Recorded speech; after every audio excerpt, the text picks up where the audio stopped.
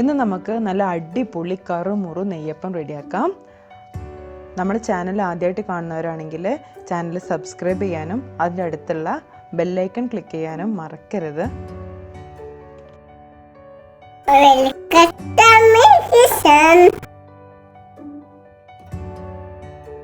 ഇന്ന് നമുക്ക് നമ്മളെല്ലാവരും പ്രിയപ്പെട്ട നെയ്യപ്പം റെഡിയാക്കുന്നത് എങ്ങനെയെന്ന് നോക്കാം. അതിനായിട്ട് ആദ്യം ശർക്കരപ്പാനി ഉണ്ടാക്കണം. അതിനിവിടെ ഞാൻ 3 ഉണ്ട ശർക്കരയാണ് എടുത്തിട്ടുള്ളത്. ഇതിലേക്ക് കുറച്ച് വെള്ളം ഒഴിച്ചു കൊടുക്കുക. ഒരുപാട് വെള്ളം ഏറിപ്പോകരുത്, കുറച്ച് വെള്ളം ഒഴിച്ചാൽ മതി. ഇത് എന്നിട്ട് നല്ലോണം തിളപ്പിച്ചിട്ട് ശർക്കരപ്പാനിയാക്കി എടുക്കണം.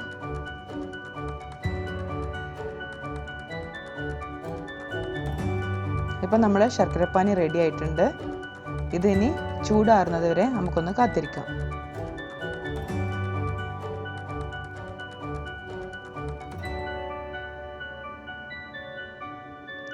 ഇത് രാത്രി മുഴുവൻ കുതിർത്തി നല്ലോണം കഴുകി ഊറ്റി വെച്ച പച്ചരിയാണ്. ഇതൊരു മിക്സിൻ്റെ ജാറിലേക്ക് ചേർത്ത് കൊടുക്കാം. ഇതിപ്പം ഏകദേശം 1.5 കപ്പ് പച്ചരിയാണ് ഞാൻ എടുത്തിട്ടുള്ളത്. ഇതിലേക്ക് 2 ടേബിൾ സ്പൂണ് ചോറും കൂടി ചേർക്കാം. ഈ ചോറിന് പകരം മൈദ ചേർക്കാം, അല്ലെങ്കിൽ ഗോതമ്പ് പൊടി വേണമെങ്കിലും നമുക്ക് ചേർത്ത് കൊടുക്കാം.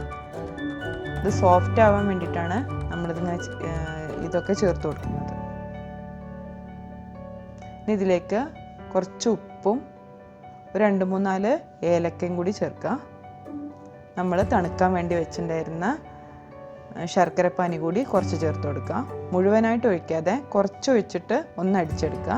ആവശ്യമുണ്ടെങ്കിൽ മാത്രം കുറച്ച് ചേർത്ത് കൊടുക്കാം.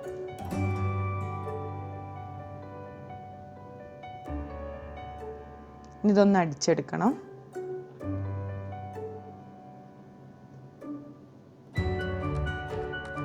ഇപ്പം നമ്മുടെ മാവ് റെഡി ആയിട്ടുണ്ട്. ഇപ്പം പാകത്തിനുള്ള അരവായിട്ടുണ്ട്. നല്ല നൈസായിട്ട് അരയേണ്ട, ഒരു തരി ഉള്ള പോലെയാണ് അരയേണ്ടത്. അതായത് കറക്റ്റാണ്. ഇപ്പോൾ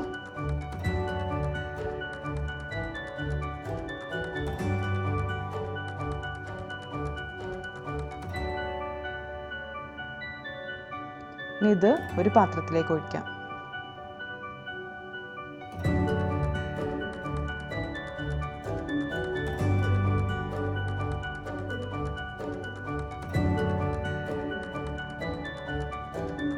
നമ്മളെ മാവ് ശരിക്കും ദോശൻ്റെ അത്ര ലൂസും ആവരുത്, ഇഡ്ഡലിൻ്റെ അത്ര ടൈറ്റും ആവരുത്. ഇത് എള്ളാണ്. 1 സ്പൂൺ എള്ളും കൂടി ചേർത്ത് കൊടുക്കുക. 1 സ്പൂണ് ജീരകം കൂടി ചേർക്കുക.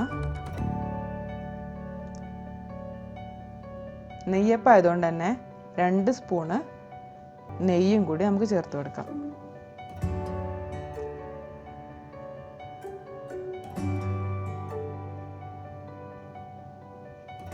എന്നിട്ട് നല്ലോണം മിക്സ് ചെയ്യാം.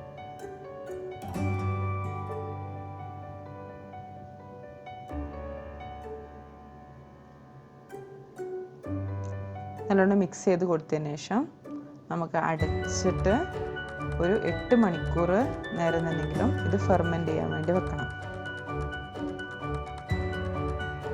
ചൂടുള്ള സ്ഥലമാണെങ്കിൽ ഒരു 5-6 മണിക്കൂർ മതിയാവും. ഇനി നമുക്ക് കുറച്ച് തേങ്ങാക്കൊത്ത് വറുത്തെടുക്കാൻ വേണ്ടിയിട്ട് ഒരു പാനിലേക്ക് കുറച്ച് നെയ്യ് ഒഴിക്കാം. തേങ്ങാക്കൊത്തും കൂടി ചേർത്ത് കൊടുക്കാം. ഇത് നന്നായിട്ട് വഴറ്റി ഒരു ഗോൾഡൻ ബ്രൗൺ കളറാകുമ്പോൾ നമുക്ക് വാങ്ങി വെക്കാം. ഇത് പാകമായിട്ടുണ്ട്. ഇനി നമ്മുടെ മാവ് ഫെർമെൻ്റ് ആയിട്ടുണ്ട്. ഇപ്പം കുറച്ചുകൂടി ഒന്ന് കട്ടിയായിട്ടുണ്ട്. അപ്പോൾ നമുക്ക് ഇതിലേക്ക് കുറച്ചുകൂടി ശർക്കരപ്പാനി വെച്ചിട്ട് ഒന്നുകൂടി ലൂസാക്കി എടുക്കാം.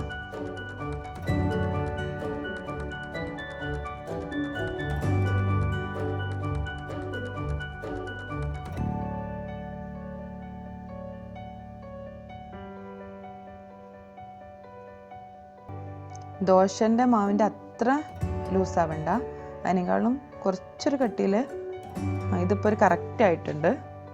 ഇതിലേക്ക് നമ്മൾ തേങ്ങാക്കൊത്ത് കൂടി ചേർത്ത് കൊടുക്കുക, കൂടെ നെയ്യും കൂടിയാണ്ട് ചേർത്ത് കൊടുക്കുക. എന്നിട്ട് നന്നായിട്ട് മിക്സ് ചെയ്തെടുക്കുക.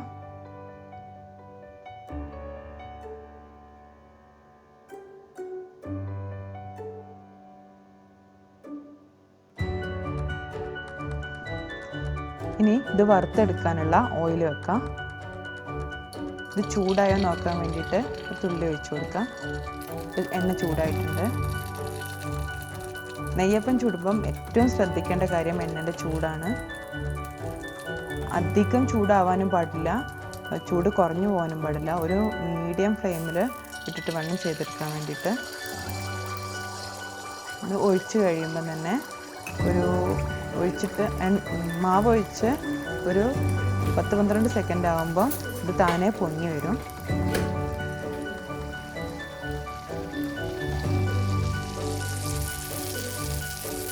ഇങ്ങനെ വേർത്ത് വരും. അപ്പോൾ നമ്മൾ ഓയിൽ മെല്ലേൻ്റെ മുകളിലേക്ക് ഇങ്ങനെ ഇതാക്കി കൊടുക്കാം.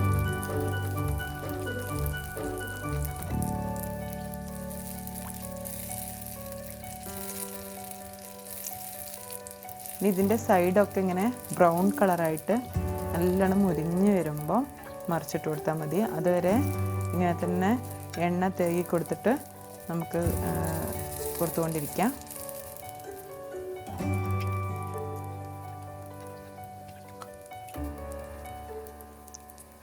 ഇപ്പോൾ ചെറുതായിട്ട് ബ്രൗൺ ആയിട്ട് വരുന്നുണ്ട് സൈഡൊക്കെ.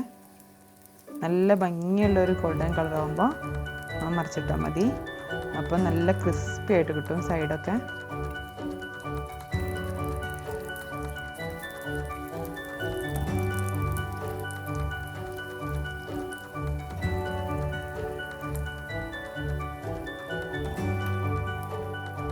ഇപ്പോൾ നല്ല പാകമായിട്ടുണ്ട്. നമുക്കൊന്ന് മറിച്ചിടാം.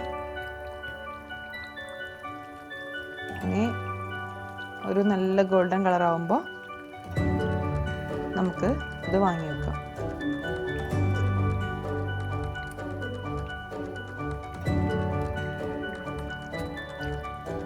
ഓയിലിൻ്റെ ചൂട് നമ്മൾ നല്ലോണം ശ്രദ്ധിക്കണം. ഒരു മീഡിയം ഫ്ലെയിമിൽ തന്നെ കീപ്പ് ചെയ്താൽ മതി.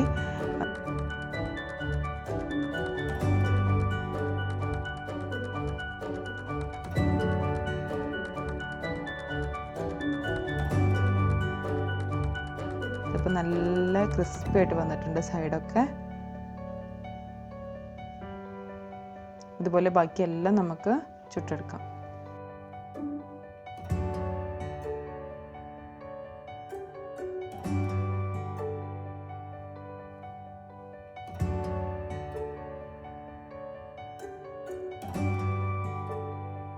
ഇനി നമുക്കിതൊന്ന് മുറിച്ച് നോക്കാം, ഉള്ളൊക്കെ എങ്ങനെയുണ്ടെന്ന് നോക്കാൻ വേണ്ടിയിട്ട്. നല്ല ക്രിസ്പിയാണ്, നല്ല സൗണ്ട് കേൾക്കുന്നുണ്ട്. ഉള്ളൊക്കെ നല്ല ആരെടുത്ത് വന്നിട്ടുണ്ട്. നമ്മുടെ സൂപ്പർ ടേസ്റ്റി നെയ്യപ്പം റെഡി ആയിട്ടുണ്ട്. നെയ്യപ്പം ഇങ്ങനെ ചെയ്ത് നോക്കാത്തവരുണ്ടെങ്കിൽ ഒന്ന് ചെയ്ത് നോക്കണം. എന്നിട്ട് കമൻസൊക്കെ പറയണം.